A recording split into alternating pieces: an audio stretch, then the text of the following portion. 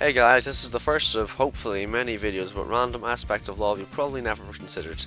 Today I'm going to discuss stress in LoL. Let's quickly discuss the biological side of stress in your body. Imagine you're in a supermarket and somebody suddenly draws a gun to rob the place. A part of your body called the hypothalamic pituitary adrenal system is activated. We'll call this the HPA for short. The HPA releases many steroid hormones to keep your body functioning correctly, but more importantly, in a psychological level in relation to League of Legends, it releases neurotransmitters called catecholamines. These catecholamines suppress the front of the brain, more accurately, the area connected with short-term memory, concentration and rational thought. Understandably, these things are pretty important when you play the game. When you start losing, you feel like you're letting your team down, or, in the case of ranked, you start to get anxiety over losing elo or league points. This causes you to get more stressed and make more silly mistakes. How often have you been losing and simply forgot about wards that you knew were there, mistimed an ultimate or summoner spell cooldown, or tried to tunnel vision a team fight way too hard? This is the effect that stress has on everybody, and this is why you cannot allow yourself to get stressed. Of course, this is harder if you have your team flame you for every mistake you make, so you have to try harder to stay positive for our teammates as well. When they make a mistake, give them encouragement or tell them they were unlucky. Considering they're at a disadvantage from the stress, it's unfair to belittle them. There are many ways to avoid getting stressed. Above all, it is just a game for 99% of players, so there's no reason to get angry or anxious over things.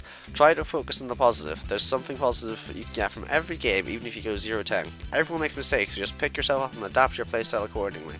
If you let yourself get stressed, you'll start making stupid plays and get further and further behind. This is one of the many reasons that people snowball out of control. When their enemies get behind, they just keep the same playstyle but with far less control, with an aggressive playstyle that is potentially game destroying.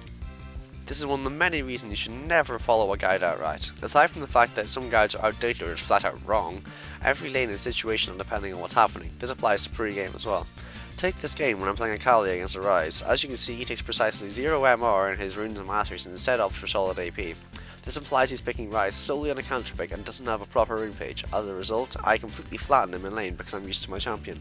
Instead of fixing his problem of MR or trying to get some health, he instead opts to rush into an earlier tier on Sapphire Crystal, which eventually reaches a catalyst before he outright rage quits. He probably did exactly what the guy told him to do, and he didn't adapt his playstyle whatsoever and kept the same aggressive playstyle thinking he was going to win the lane from the counter.